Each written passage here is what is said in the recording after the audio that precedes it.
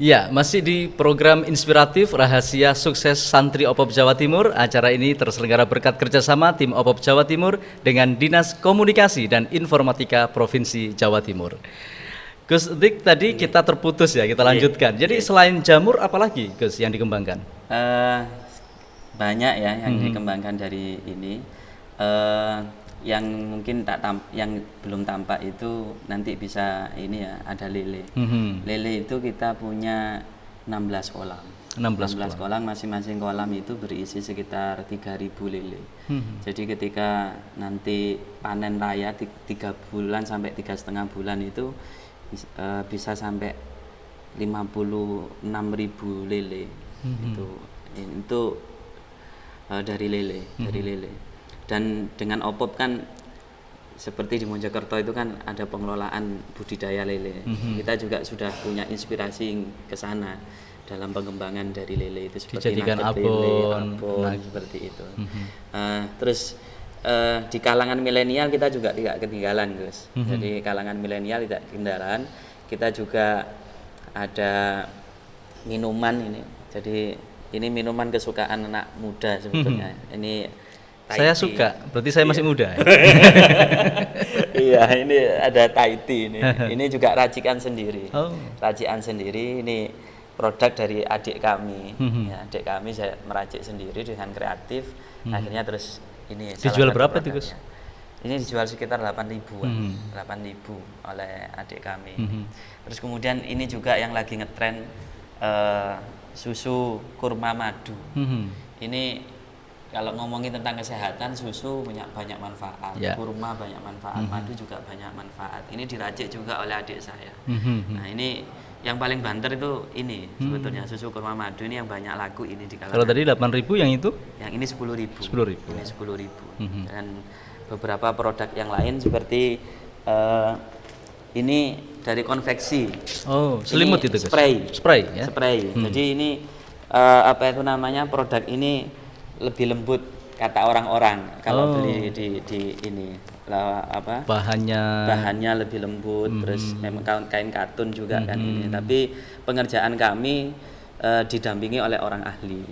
Jadi orang ahli, sehingga alhamdulillah ini kemarin ketika kita pamerkan di beberapa event ini lumayan banyak laku. Kemarin tadi itu ketika saya minta sebetulnya katanya kosong ini, habis. Ternyata kok masih ada dalam satu koper beberapa. Ya alhamdulillah ini bisa jadi contoh ya. Contoh saya tunjukkan ke ini ke para pemirsa ini. Nah, ini salah satu contohnya. Spray juga itu ya. Gus Wiri bisa lihat kelembutan dari spray ini. Iya, pemirsa. Spray ini luar biasa karena selain bahannya katun dan pengerjaannya juga rapi, spray ini diproduksi langsung oleh para santri Nurul Amanah Bangkalan. Sehingga kalau pemirsa menggunakan spray ini tentu juga berkontribusi dalam pengembangan pondok pesantren Nurul Amanah di Bangkalan ini. Baik, ini dijual berapa, Gus? Macam-macam, tergantung dari bahan dan ukuran. Bahan dan ukuran. Ada yang 250, ada yang 200.000, ada yang juga kita mengarah segmen masyarakat menengah ke bawah. Jadi menengah ke bawah bahannya secara kualitas tetap Yahud, tapi harganya kita lebih rendah karena untuk kalangan menengah ke bawah. Betul, kualitas bintang 5, harga kaki 5. Harga kaki 5. Baik, nah dari hasil usaha ini memang setiap bulannya bisa mencapai berapa, Gus, untuk spray ini? Untuk spray itu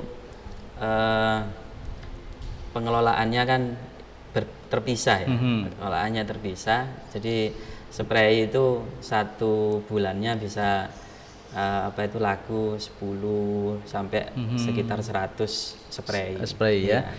Dan peran santri, Gus, di dalam wirausaha yang dilaksanakan di pesantren ini, budidaya jamur, lele, hidroponik, kemudian yang saya lihat tadi ada pengembangan air minum dalam kemasan. Subhanallah ya, airnya luar biasa jernihnya.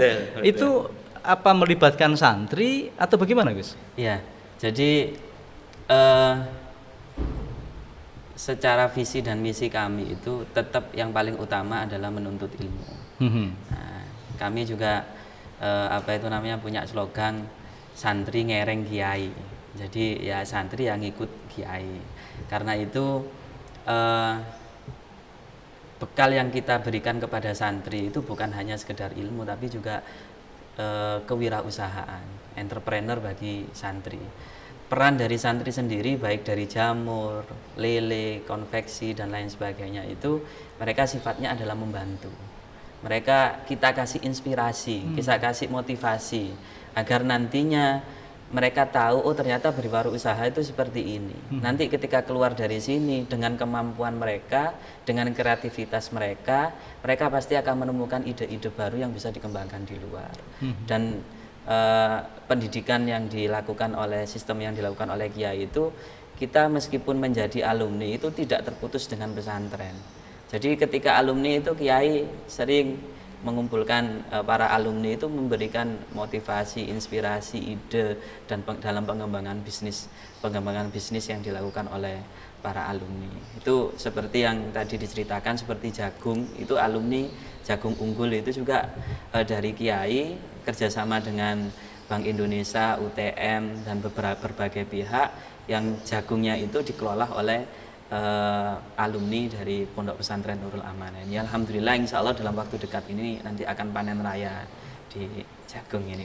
Kalau bicara tentang kontribusi santri dalam pengembangan usaha, Gus mulai melibatkan santri di usia berapa Gus? SMP atau SMA sederajat Gus? Mulai terlibat dalam proses kewirausahaan. Kalau yang kita sering lakukan itu di teman-teman setingkat SMA dan SMK. Tapi karena namanya orang berhomogen ya, berkumpul ya, sering-seringnya itu anak-anak SMP, MTS itu ya ikut-ikutan. Nggak bisa nggak bisa ikut-ikutan, silakan, yang penting itu pengalaman yang berharga buat anak santri.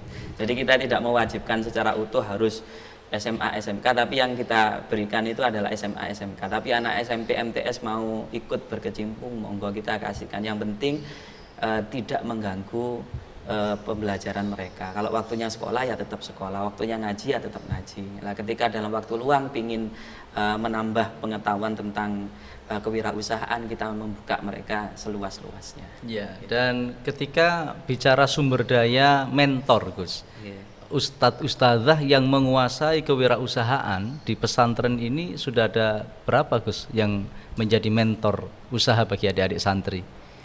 Kalau rata-rata hampir semua ya, kalau punya mentor dari para guru, terutama guru-guru dalam bidang kewirausahaan. Jadi kan di sekolah SMA, SMK, terus ekstrakurikuler yang ada di SMK itu kan dia juga mengajarkan bagaimana membangun kreativitas di dalam pengembangan kewirausahaannya sendiri, khususnya jiwa entrepreneur yang ada di jiwa santri itu. Selain santri terlibat langsung dalam proses produksi, proses usaha, apakah ada semacam halaqah pelatihan yang diselenggarakan secara berkala Gus oleh pondok kepada adik-adik santri berupa pelatihan atau apapun begitu Gus? Ada. Jadi kita sering melakukan ini ya, pelatihan-pelatihan untuk pengembangan skill itu, seperti kayak pelatihan menjahit. Pelatihan menjahit itu karena kan kita punya 17 mesin kan, jadi kan tidak semua santri ikut terlibat, itu tidak, tapi kita melakukan pelatihan menjahit. Terus kemudian di BLK itu kita punya BLK itu las itu juga kita melibatkan mereka, itu juga setiap 1 semester itu kita melakukan pelatihan las itu. Terus kemudian anak-anak yang pingin magang, pingin tahu tentang bengkel, sepeda motor, ngotak-ngatik, itu kita sudah punya. Jadi kita semuanya untuk kreativitas dari teman-teman santri lah. Iya, bicara soal magang saya jadi ingin tanya ini Gus. Magang kemana dari santri yang sudah punya keterampilan? Apakah sudah ada kerjasama dengan dunia usaha, dunia industri di luar sana Gus? Ketika kita ingin memagangkan santri? Ada ya Gus ya? Bahkan bengkel kita itu kerjasamanya dengan AHAS, jadi tidak main-main. Jadi sudah ini ya, sudah berkelas ya. Berkelas insya Allah ya. Jadi yang lain juga kita sudah, bahkan kita juga kerjasama dengan ketenaga kerjaan lewat BLK itu, bahkan ada ketenaga kerjaan itu memberikan kesempatan kita untuk adik-adik santri jika dia mempunyai kreativitas bisa disekolahkan sampai ke Jepang. Juga dengan UNUSA, UTM, UINSA, semuanya bekerja sama dengan kami, dan kami memang tugasnya mengantarkan mereka untuk bisa survive ketika nanti menjadi alumni di Pondok Alumni. Pesantren. Nah, bicara soal alumni ini sudah profil alumni Nurul Amanah ini gimana Gus? Ada yang selain tadi ceritakan ada jadi dosen, doktor. Kesuksesan apa lagi Gus antaranya yang bisa diceritakan? Ada juga alumni yang berkecimpung di bidang pemerintahan ya. Jadi kepala desa, terus juga ada yang berkecimpung dalam dunia bisnis. Dan ya alhamdulillah kisahnya beliau juga jatuh bangun.